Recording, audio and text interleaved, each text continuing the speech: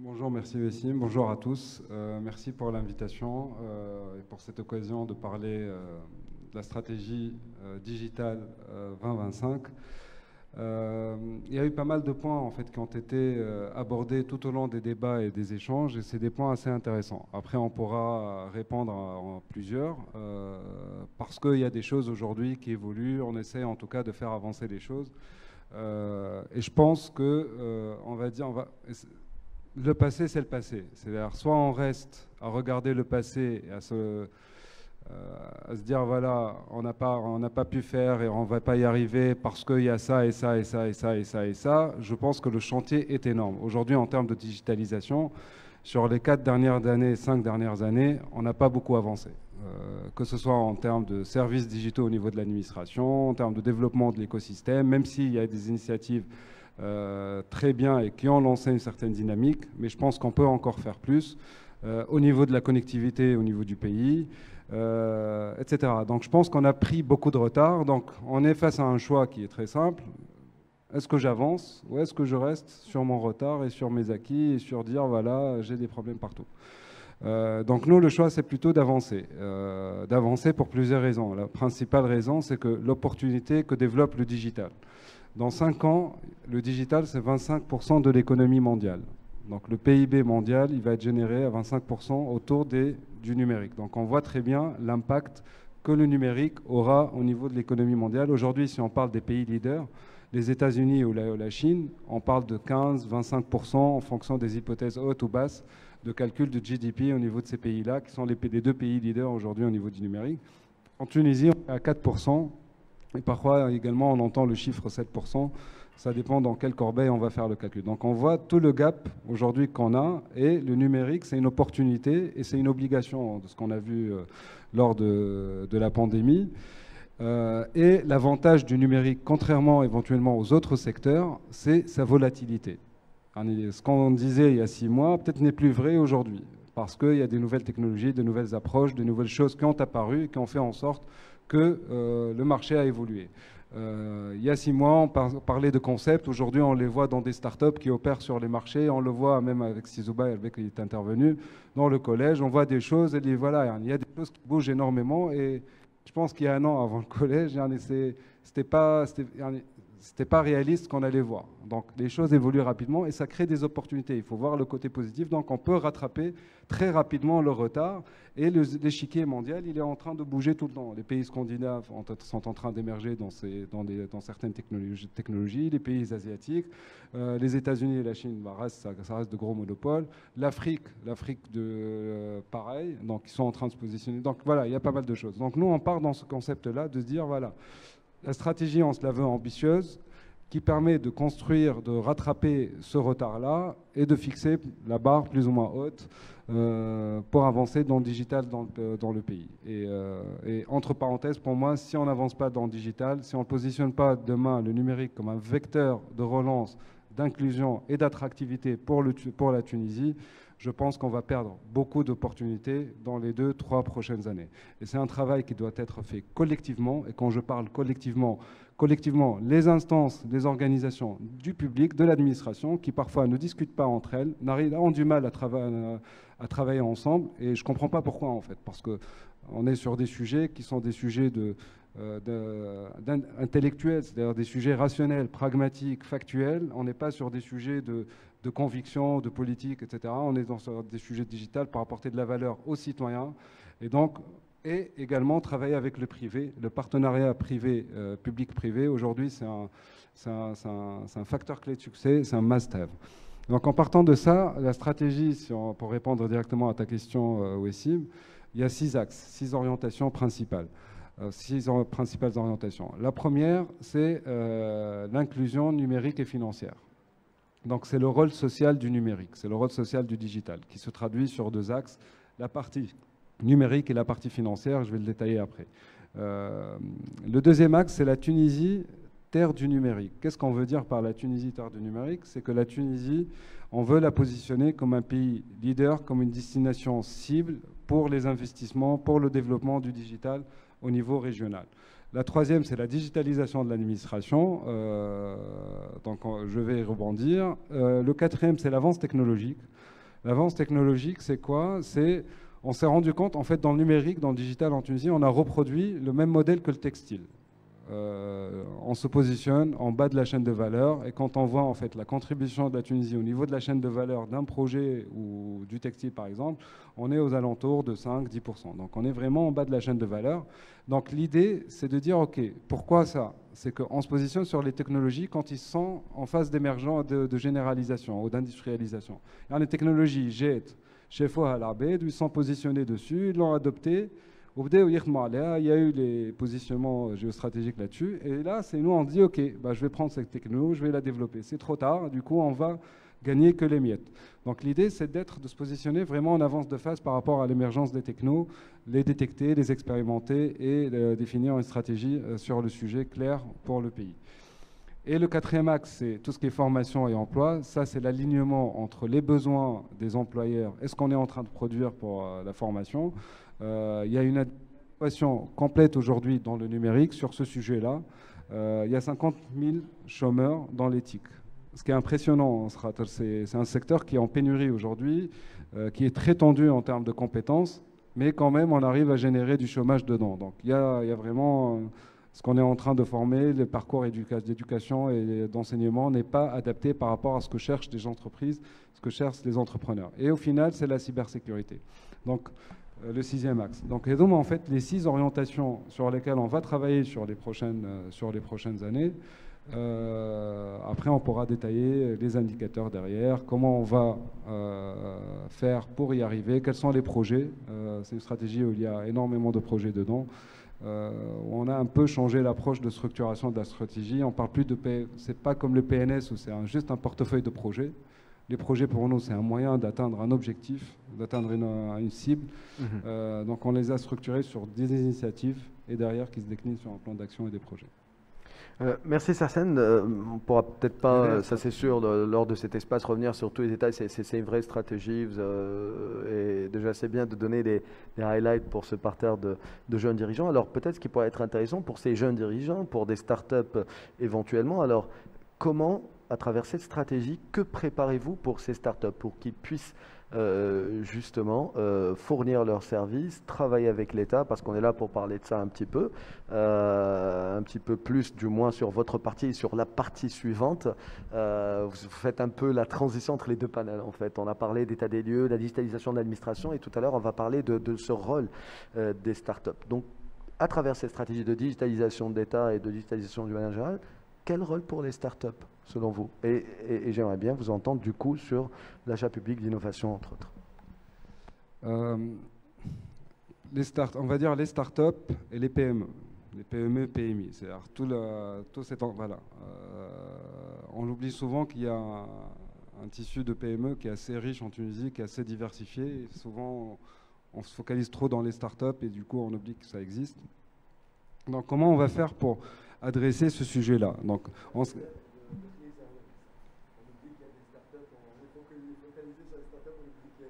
il faut équilibrer les choses. Je pense les deux, c'est des moteurs de développement et des moteurs de croissance et des moteurs de transformation.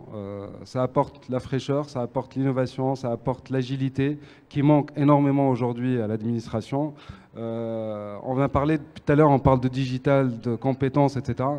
On oublie de l'approche, la méthodo. Quand on voit les process des projets digitaux aujourd'hui, on parle souvent de passation de marché.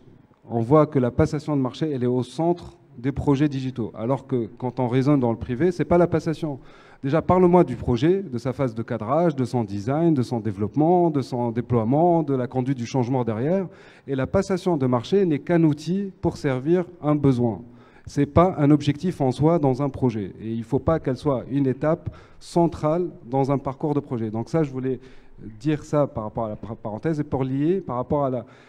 C'est vrai que c'est un blocage aujourd'hui, ça ralentit énormément les initiatives et les projets. Donc nous, on a proposé à travers la présidence du gouvernement, et je pense que ça a été fait et le texte sortira dans les prochaines semaines. Donc voilà, on dit souvent les prochaines semaines, mais ça c'est les process de l'administration qu'on découvre tous. Mais on a introduit la notion des achats innovants, donc l'open innovation, c'est-à-dire pour acheter tout ce qui est innovation, c'est quoi déjà l'innovation ? Et comment acheter de l'innovation? C'est qu'on ne peut pas aujourd'hui acheter de l'innovation. Voilà, comment acheter de l'innovation? Honnêtement, on ne peut pas acheter de l'innovation avec les procédures qu'on a. C'est quasiment impossible. On demande à une start-up 3 ans de chiffre d'affaires. Le pauvre, il vient de créer sa start-up il y a 1 an. Il est capable de disrupter tout un marché. On va lui dire non, tu n'es pas bon parce que tu n'as pas 3 ans de chiffre d'affaires, tu n'as pas 100 millions de dinars de chiffre d'affaires, tu n'as pas payé tes impôts, tu n'as pas machin. Donc franchement, c'est illogique. Donc il y a ce volet-là. Les achats innovants, il y a les référencements, la notion d'un référencement qui n'existait pas dans l'administration, c'est qu'au lieu de à chaque fois, pour chaque besoin, je dois lancer un appel d'offres, un RFI, un RFP, faire tous les débats et ça va durer 3 ans, faire au moins un seul référencement. Du coup, pour le coup, si on est obligé de passer par ça, bah, au moins le faire une fois, on référence plusieurs entreprises sur un sujet bien particulier et ça crée en fait un système d'approvisionnement. Dès qu'on a un besoin, bah, on passe par ce référencement-là pour s'approvisionner en termes de compétences, en termes d'outils, en termes de techno, en termes de ce qu'on veut. Ce qui existe quasiment dans les grands groupes, un peu partout dans le monde et même en Tunisie. Après, on a introduit également tout ce qui est la notion des achats cloud, c'est-à-dire pour fixer un cadre quand même par rapport à ces nouvelles modalités d'achat. C'est quoi le cloud? Comment acheter du cloud? Et la notion d'abonnement et d'achat. Par exemple, dans le cloud, aujourd'hui, on n'achète plus de la même façon. Et il ne faut plus qu'on achète de la même façon. L'administration achète des serveurs, des data centers, etc. Et on change complètement leur positionnement. Au lieu de s'occuper de leur métier, qui est l'agriculture, la santé, le transport, la finance, etc., il y a toute une partie qui va s'occuper de gérer un data center, gérer de l'exploitation technique, etc. Et ce n'est pas leur point de force.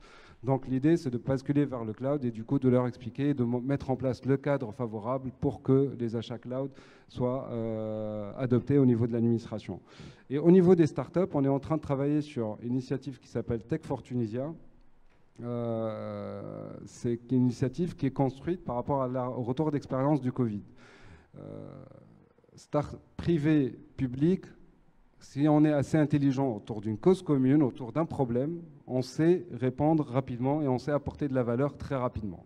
Si on s'affranchit de toutes les lourdeurs et de toutes on va dire les tractions d'un côté ou d'un autre sur les positionnements, sur la gouvernance, sur les rôles, etc., on est capable d'avancer rapidement. Et donc Tech for Tunisia, c'est quoi? C'est une initiative qui vise à partir d'un problème, un problème métier, un besoin métier, et le poser au niveau de l'écosystème des PME technologiques et des startups pour qu'elles répondent à ce problème-là avec une approche agile en s'adaptant d'une Lean Startup. C'est-à-dire, j'ai un problème, je développe un MVP, je vois si cet MVP correspond à mon besoin client.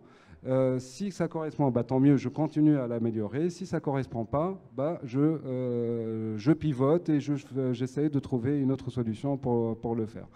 Et c'est ce qu'à titre personnel, on a utilisé la même démarche sur la vaccination.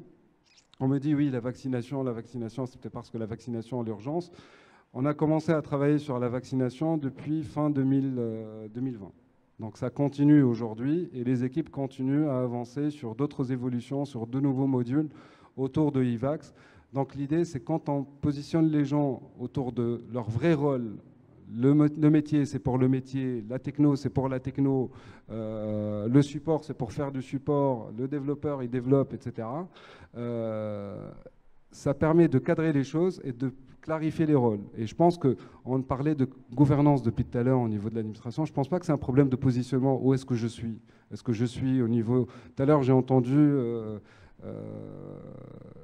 reporter au président du gouvernement. Je pense que le ministre reporte directement au chef du gouvernement. Donc ce n'est pas en étant un secrétariat ou en étant un ministère.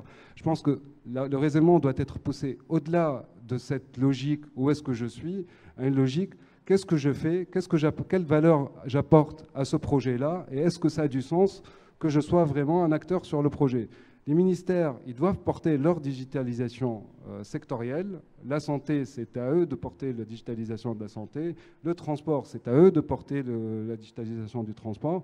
Nous, notre rôle en tant que ministère de technologie, ou si c'est un secrétariat d'État ou ce qu'on veut, on est là pour faciliter cette transformation, pour mettre en disposition tous les moyens technologiques, humains, méthodologiques, etc., pour faciliter cette transformation-là. On n'est pas là pour prendre les projets ce n'est pas les nôtres, c'est leurs projets, et c'est à eux de les mener, et on est là pour les aider. Eux, c'est le besoin, c'est le métier, et nous, on est là pour ceux qui ont fait de la TIC, pour faire la spécification, les documents de cadrage, les spécifications fonctionnelles, les spécifications techniques, faire la recette, et suivre le déploiement, déployer, suivre le déploiement, et la conduite du changement derrière.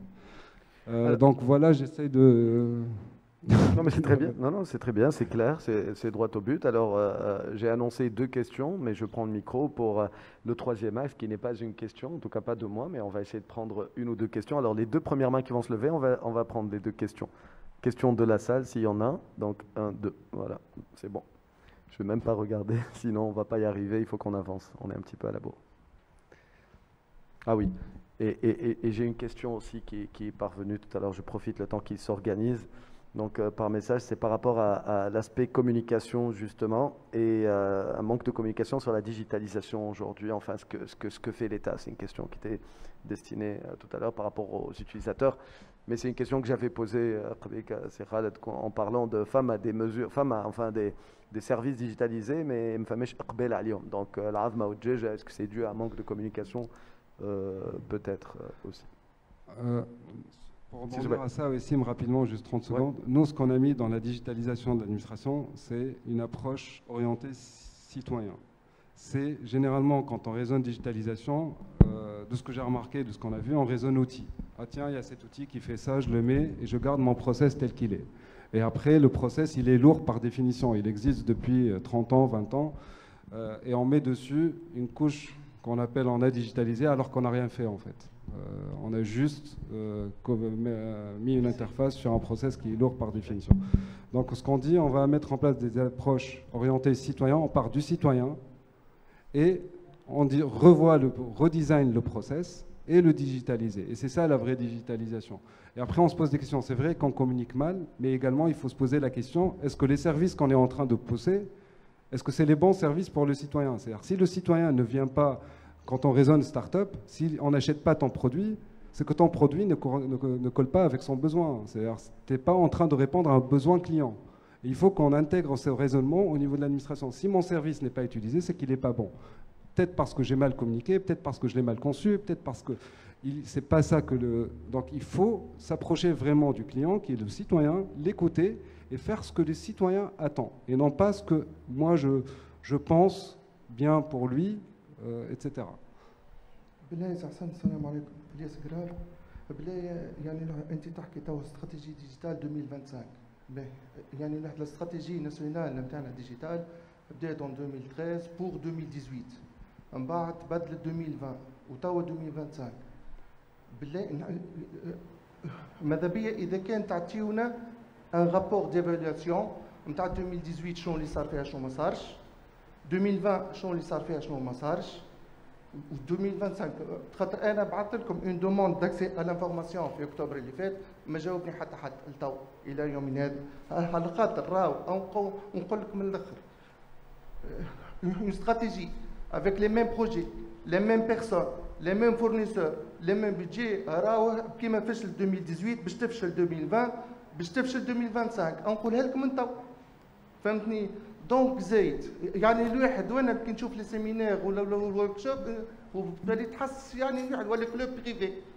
يعني الواحد لا استراتيجيه ناسيونال ديجيتال ولا سي ان كلوب بريفي لي ميم بيرسون ديما فهمت كيفاش والله كلهم فشل معناتها فشلوا راه فشل به ما عنيناش حاجه اخرى بالله عليكم حاجه اخرى به لاحظت لي جون خاطر انا وليت كل ليله بنصر في كلوب هاوس نشوف لي ستارت ابور اش قاعدين يحكيو راهو برشا ستارت ابات قاعدين هاربين المارشي نوار دخل لي بايمون في النوار ولا دخلوا دوفيز وحاسيلو معناتها الدولاب اخر دخل علاش خاطر البنوك مسكره فريمون يعني الواحد كشاب اللي دخل الحبس توا يعني الواحد حكم عليه 18 دو بريزون على خاطر شرا بيتكوين من بعد طيحوا له الحكم 4 سنين حبس الوغ كو مهربين نتاع العجالي ما يمسهم حد فهمت كيفاش لو اي كوميرس حدث ولا حرج مثلا هذيك ستارت اب احميني للسي ان اس اس دمرت له يعني الواحد حتى كان من بعد باش تصلح ما عندها ما تصلح خاطر سيء معناتها بالله يعني الواحد تقولوا الاشياء بمسمياتها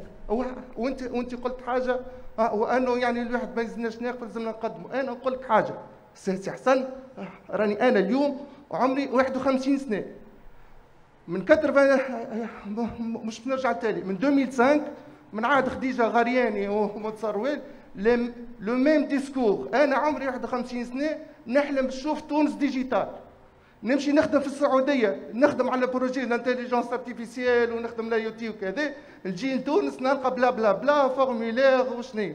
يرحم والديكم رانا ماناش ولاد صغار، يعيشكم قولوا الاشياء بمسمياتها. وحاجه اخرى، مادام لو جي تي تي موجود في تونس il n'y aura pas de digital.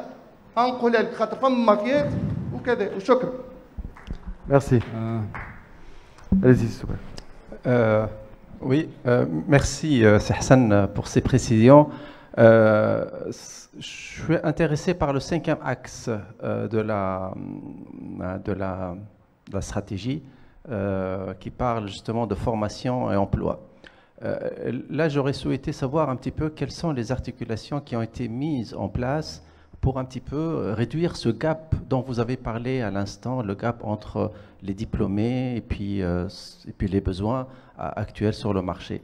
Est-ce qu'il y a eu une relation, une communication avec le ministère de l'Enseignement supérieur et de la Recherche scientifique concernant les programmes, concernant la réforme des programmes? On sait très bien qu'il y a la commission sectorielle qui s'en occupe, qui avise ou qui en fait... elle étudie les programmes et puis elle les valide ou elle ne les valide pas. Est-ce qu'il y a eu un problème par rapport à ces référentiels justement de formation et comment peut-on justement agir pour que rapidement on puisse produire des ingénieurs et des diplômés qui sont capables de répondre à des besoins imminents, des besoins qui sont extrêmement importants. Voilà, merci. On peut prendre encore une petite question? C'est bon? Allez-y. Le micro. Enfin, je ne sais même pas pourquoi d'ailleurs, on est en retard. Mais c'est juste, on est là pour ça aussi. Hein. Oui, bonjour. Merci beaucoup pour cette opportunité et cet échange très intéressant. Mounir Beltaïfa, je suis le vice-président de Initiatives of Change International. Et on comprend bien que la digitalisation, c'est stratégique. Et on comprend bien qu'en Tunisie, il y a une très grande résistance au changement. Dans la stratégie que vous avez présentée, est-ce que vous voulez bien développer un tout petit peu quel est votre plan de lutte contre la résistance au changement?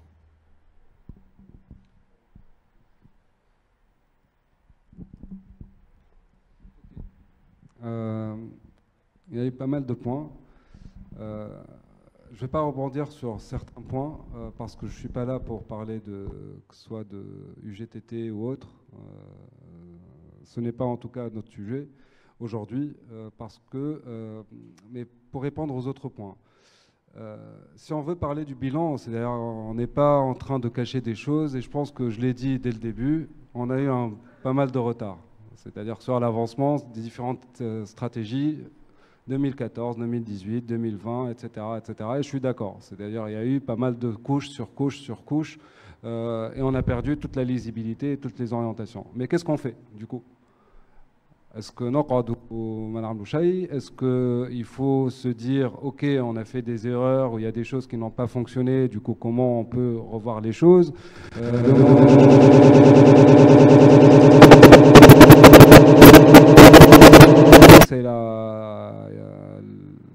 C'est la solution pour tous les maux de la Tunisie. La stratégie va nous donner une orientation. Il est important de l'avoir. Même si on en a eu des stratégies, et tous les pays, tous les 5 ans, ils ont des stratégies, et à la fin, ça n'avance pas. Pas mal de pays, la France, les États-Unis, etc. Il y a eu des projets qui ont été réussis. C'est bien, l'échec est positif. Fail fast, c'est bien de se tromper, c'est bien de faire des erreurs, c'est bien, etc., parce que ça nous permet d'apprendre. Le plus important, c'est de nous dire comment vous avez appris par rapport au passé. Qu'est-ce que vous allez faire différemment par rapport au passé? Pourquoi ça n'a pas marché avant et maintenant ça va marcher? Donc on a besoin aujourd'hui, en tant que pays, en tant que secteur, de regarder plus devant que de regarder derrière et de passer, en fait, de dire oui, on est tous, on n'a pas tous réussi, on ne va pas réussir parce qu'on n'a pas réussi. Donc il faut la faire, cette stratégie, à 2025. On ne peut pas repartir d'une stratégie qui date de 2018, qu'on ne peut pas repartir d'une stratégie qui date de 2016. Parce que tout simplement, les choses ont changé, la Covid est passée par là, et il faut remettre à jour cette stratégie-là. Donc ça, sur le sujet du bilan, le bilan, il est connu. Je ne sais pas, moi, je n'ai pas reçu le truc, mais il n'y a pas de données plus ou moins, on va dire, confidentielles sur ça. Mais sur l'ensemble de la stratégie, à la limite, on va dire, je ne sais pas, il y a des projets qui ont avancé, il y a des projets qui ont été accélérés, il y a des projets qui ont disparu, qui n'ont pas avancé. Sur le sujet de la finance, et nous, on l'a clairement dit,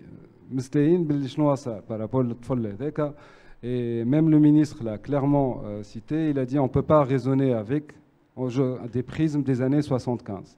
On est en train aujourd'hui de travailler sur des sujets innovants avec des cadres réglementaires qui datent des années 75, des années 80, ce qui n'est pas logique, ce qui n'est pas bon pour le pays. Ça, c'est un révélateur, ça, c'est un symptôme, mais le mal est plus grave, le mal est beaucoup plus généralisé. Donc nous, en tout cas, à notre niveau, d'un point de vue technologique, on est en train de pousser cette idée de dire une innovation ne peut pas être bloquée par une absence réglementaire. Ça n'a pas de sens. Quelque chose qui a émergé, qui est apparu il y a quelques mois, il y a quelques années, je ne peux pas, moi, venir dire, OK, je ne fais rien sur cette technologie-là, le temps de poser un cadre réglementaire. Mais pour poser le cadre réglementaire, il faut déjà que tu l'expérimentes, il faut qu'on voit ce que ça donne. Donc on est en train de pousser, notamment à travers la revue du Code du numérique, d'intégrer cette approche-là, de dire, voilà, toute innovation ne peut pas être bloquée par une absence réglementaire, ce qu'on appelle la sandbox réglementaire. Testons, laissons les choses vivre, et après, on verra s'il y a besoin vraiment d'imposer un cadre réglementaire. Donc il y a des choses qu'on est en train d'évoluer. Et sur le secteur des finances de façon générale, nous, de notre côté, on essaye de pousser. On essaye de pousser pour la banque postale, on essaye de pousser pour le mobile payment. Ce n'est pas évident tous les jours. C'est un secteur qui, quand même, il y a des lobbying qui est assez fort. Donc nous, on essaye un peu de faire bouger les lignes à travers les leviers qu'on a, à travers le digital payment et les opérateurs de télécom pour le mobile payment, et à travers la banque postale pour tout ce qui est inclusion financière, pour faire bouger les choses et les services financiers. On est tous d'accord, aujourd'hui on a un niveau de bancarisation de 37% au niveau du pays. Et ça ne bouge pas, et ça n'a pas bougé. Alors qu'on est sur un secteur bancaire qui est en train d'évoluer, les dépôts sont en train d'augmenter, les créances sont en train d'augmenter, les revenus des banques sont là, sont positifs, etc., etc. Donc il y a encore une place pour la banque postale, mais une banque qui soit différente, qui soit digital by design et qui peut apporter les services financiers à la population marginalisée. Donc on est en train de travailler sur ces sujets-là, et notamment à travers également la blockchain, pour poser le cadre pour la blockchain, pour que ces expériences-là ne se reproduisent plus, et pour que les gens... voilà. Sur la formation Sizoubaïl, en fait... rapidement sur la formation, on va plutôt renforcer les modalités de formation, tout ce qui est upskilling, reskilling, le cross-training, etc.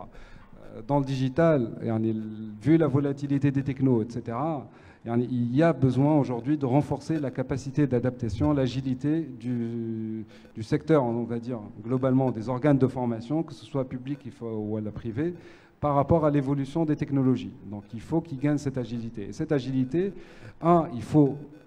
en interne, au niveau de l'enseignement supérieur, et on a travaillé avec eux sur les commissions pour concevoir cette stratégie-là et cet axe-là,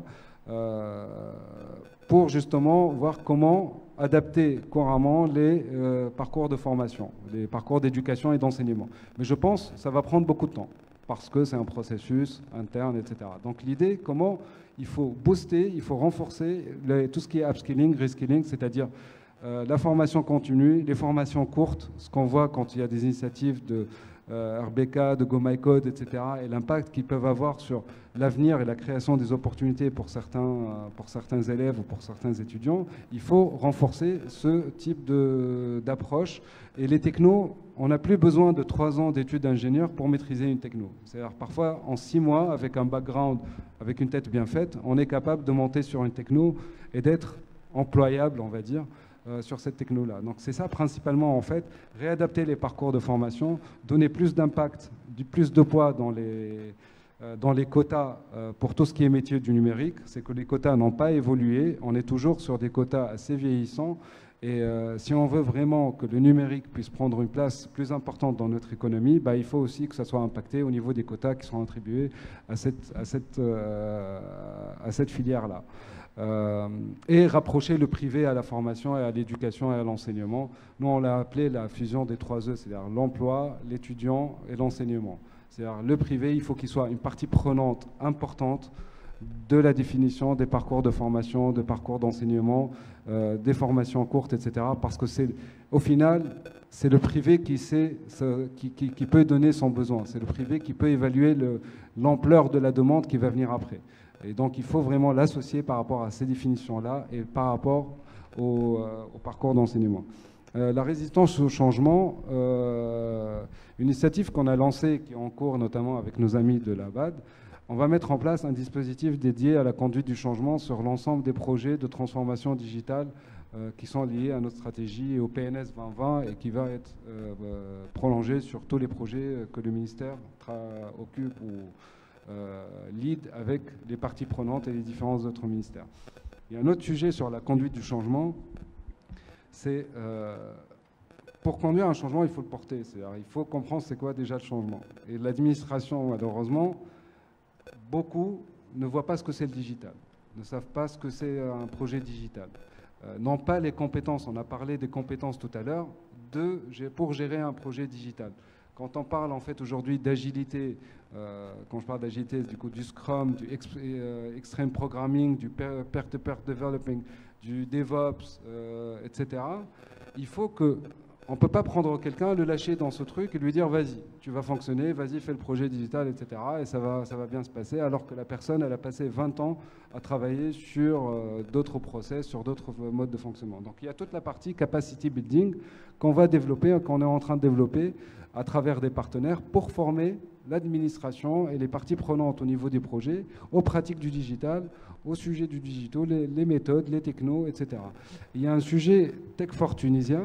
Ça sera un accélérateur, c'est-à-dire Tech for Tunisia, son rôle, c'est d'accélérer la transformation digitale au niveau des secteurs. C'est que le parcours du digital, c'est, dans un premier temps, il y a la prise de conscience. Après la construction d'une vision, après le prototypage et au final l'industrialisation. Le problème aujourd'hui au niveau des secteurs métiers, c'est que la prise de conscience de l'importance du digital, elle n'est pas là. Donc il faut, à travers Tech for Tunisia, à travers d'autres outils, de l'activer pour que les gens puissent s'approprier ces sujets et eux, derrière, porter la transformation digitale chez eux. Donc voilà principalement les 2 sujets. Il y a la conduite du changement, il y a tout ce qui est capacity building de l'administration pour les projets digitaux.